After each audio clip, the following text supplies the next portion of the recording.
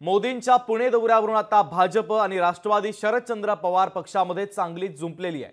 मोदींच्या हस्ते भिडेवाड्याच्या स्मारकाचं भूमिपूजन होणार आहे, मात्र भूमिपूजन कार्यक्रमाला राष्ट्रवादी शरदचंद्र पवार पक्षाचा विरोध आहे। काम सुरू झालेलं असताना भूमिपूजनाची गरज काय असा सवाल आता राष्ट्रवादी शरदचंद्र पवार पक्षाचे शहराध्यक्ष प्रशांत जगताप यांनी उपस्थित केला आहे।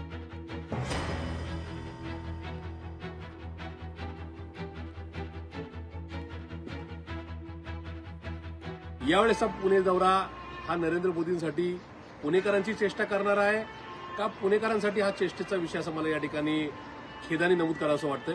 त्याचं कारण आहे की भारतासारख्या मोठ्या देशाचे पंतप्रधान हे पुणे शहरामध्ये एकदा नव्हे दोनदा नव्हे तर तीन वेळा मेट्रोच्या छोट्या छोट्या मार्गाचं उद्घाटन करायला येतात। हा त्यांच्यासाठी विरोधाचा विषय असेल पण पुणेकरांसाठी नसेल।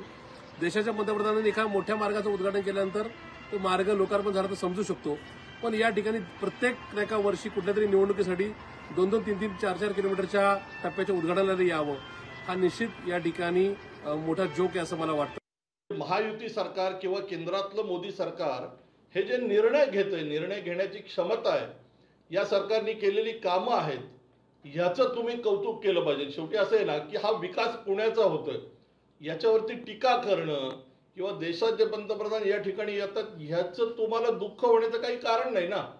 हे देशाचे पंतप्रधान आहेत, ते काही भारतीय जनता पार्टीचे पंतप्रधान नाही आहेत, आपल्या देशाचे ते प्रमुख आहेत। त्यांचं स्वागत हे खुल्या मनाने केलं पाहिजे असं माझं मत आहे। लोकशाही मराठी ऐका, पहा, जागरूक रहा।